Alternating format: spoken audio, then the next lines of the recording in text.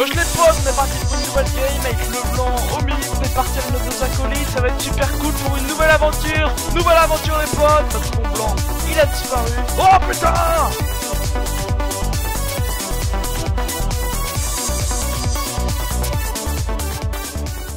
Salut à tous, c'est Oxy, on se retrouve aujourd'hui pour un tout nouveau tutoriel. Donc dans ce tutoriel, on va voir, je pense que vous l'avez vu dans le titre et à la miniature, comment upload vos vidéos plus vite sur YouTube. Donc il n'y a pas 36 000 solutions, il y en a juste deux je dirais. Le temps d'upload ça dépend de deux grosses choses. La première c'est la taille de votre vidéo. Et la deuxième c'est tout simplement votre connexion. Dans votre connexion je pense que ça c'est pas compliqué. Soit vous changez d'opérateur, vous regardez si vous voulez de la fibre et tout, enfin bref ça vous vous démerdez. Moi je vais plutôt m'intéresser dans cette partie à la taille de la vidéo, comment la réduire mais sans perdre de qualité. C'est tout simple. Donc moi je vais prendre une vidéo de League of Legends, donc un petit 1v1, on s'en fout en fait. Donc là elle vient d'être record avec des history. Donc là quand je les record parce qu'elle date d'assez longtemps, j'avais pas encore mes codecs à moi, donc j'ai utilisé le codec de base, là, le DxStory Video Codec. Du coup ça m'a fait une taille absolument énorme, donc 47 Go pour 34 minutes. Donc là c'est tout à fait normal, c'est une taille normale, on va la réduire à notre logiciel de montage déjà. Et donc j'ai extrait à la piste de 1, donc comme j'ai expliqué dans ma vidéo régler les soucis entre Premiere Pro et DxStory, si vous voulez. Donc il suffit de faire clic droit, extraire de stream et supprimer la ST0 et garder la ST1 parce que la ST0 est déjà compris dans votre vidéo, c'est la ST1 qui passe pas. Mais ça, si vous voulez plus d'explications là-dessus, allez voir ma vidéo, elle explique tout. Donc ce qu'on va faire, c'est qu'on va mettre ça dans notre logiciel de montage. Donc hop, ici, hop. Alors, je déplace ça là, voilà. Et je vais mettre ça là, et je vais mettre ça juste ici. C'est pas compliqué, hein, on va... Voilà, je vais pas faire de modification, je vais pas modifier le son, même si je le fais d'habitude, là on s'en fout. On va juste s'intéresser à la taille, donc je vais faire une exportation, je mets ça là, voilà. Je vais enregistrer ça ici dans un dossier que j'ai fait spécialement pour ça. Et là je vais l'appeler 1v1, comment je peux dire ça? Ouais, après exportation. On s'en fout s'il y a des fautes. Hop, et j'exporte. Donc voilà. Donc on est parti pour l'exportation. Là, je vous dis à tout de suite quand c'est fini. Allez, tout de suite. Et donc voilà la compression. Non, n'importe quoi. L'exportation vient d'être finie. Voilà, vous pouvez le voir ici. On est passé de 47 Go à 1,93. Donc là ce que la plupart des gens font, bah moi j'ai pas mis l'intro là, mais j'aurais pu la mettre et tout. On fait comme si j'avais ma vidéo prête et tout, prête upload. Donc là 1,93 go, ça prend du temps hein, upload. Je sais pas combien je mets pour faire ça, mais ça tourne autour des 3-4 heures. Ouais c'est long. Donc ce qu'on va faire c'est que maintenant on va ouais j'enregistre. Maintenant on va la compresser cette truc. Mais il faut pas qu'on perde de qualité, sinon ça n'a aucun intérêt. Donc on va ouvrir un logiciel qui s'appelle Unbreak. On va sélectionner notre source. Donc moi je vais prendre évidemment celle-là. Hop. Voilà. Ici dans destination, on prend la destination quoi. Donc je vais l'appeler 1v1 après compression. Voilà. Maintenant je vais vous expliquer un peu le logiciel, qu'est-ce qu'il y a à toucher, qu'est-ce qu'il ne faut pas toucher.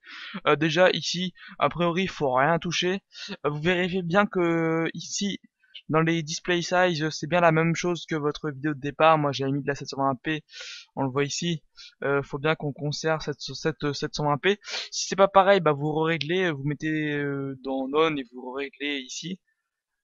Ici en fait ça change rien. Moi vous mettez ce que vous voulez. Moi personnellement je laisse en loose, ça change strictement rien. Si vous mettez en on comme ça va rien changer, hein. Ça va laisser la même chose. Donc moi je mets en loose. Du moment que c'est la même chose ici, c'est très bien. Cropping, c'est si vous voulez garder qu'une seule partie de votre vidéo. Moi non, absolument pas. Un truc très important, en gros, il y a juste une chose à vérifier. C'est dans vidéo, ici il faut bien mettre constant framerate. Pourquoi? Parce que sinon votre son va être décalé par rapport à votre à votre vidéo et ça c'est vraiment très chiant. Donc il y a juste ça à toucher. Et la qualité, donc moi je laisse sur 20. Et en gros c'est pour régler la qualité. Donc plus la qualité sera basse, évidemment plus votre vidéo sera petite. Mais après plus elle sera plus bah, la qualité sera dégueulasse quoi.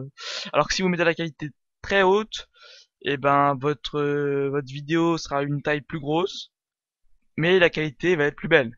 Donc faut mettre en, ils disent quoi? Ils disent ouais, conseil entre 20 suggest value are 18 ou 20 for standard définition et 20 à 23 for height définition. Donc entre 20 et 23 ils conseillent, entre 18 et 23 en gros. Donc moi je mets 20, c'est très bien.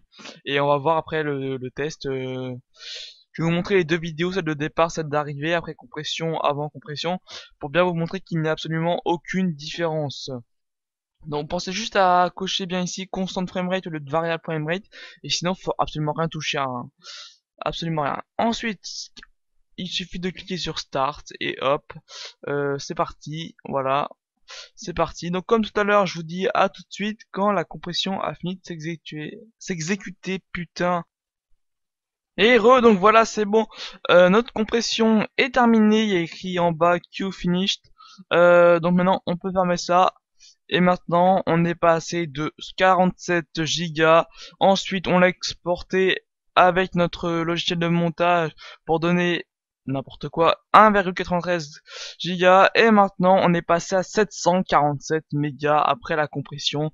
Et maintenant, je peux vous montrer. Ok, cool. Voilà. Donc je vous montre un peu là. Voilà, donc on a une de très bonne qualité, hein. Ça c'est la qualité. J'ai pris laquelle là déjà? Après exportation.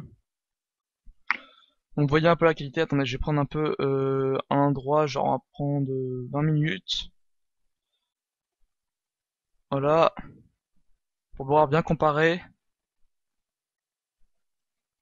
Voilà, donc vous voyez un peu la qualité. Maintenant on fait pareil avec l'autre. 20 minutes, où est-ce que c'est? C'est là.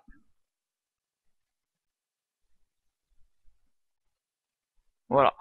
Donc dites-moi si vous voyez une différence de qualité. Personnellement, je ne la vois absolument pas. Non, ça se voit absolument pas.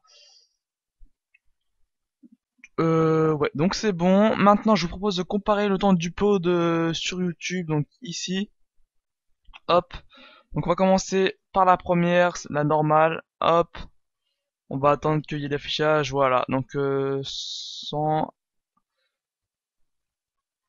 ça monte toujours.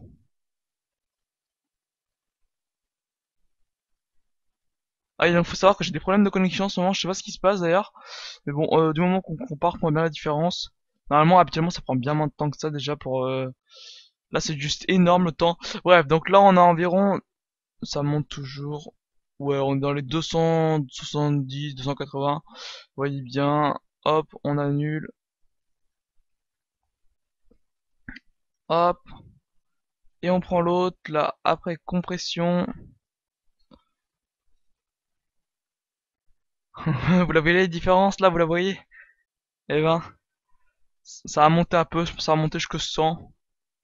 Ouais, donc en tout cas, voilà, j'ai dit tout ce que j'avais à dire, c'est juste hallucinant la différence. Donc j'ai terminé. Habituellement les gens ils prennent pas la peine de faire la petite compression après parce que la compression prend un peu de temps, hein, faut la compter. Là on avait 270 minutes pour ça et avec la compression on avait 100 minutes plus à environ 5-10 minutes de compression. C'est à noter quand même dans le temps mais bon voilà. Moi j'espère que ce tutoriel vous aura plu. Sur ce, bah moi je vais vous laisser. Je vous dis à la prochaine pour un prochain tutoriel. Allez bye.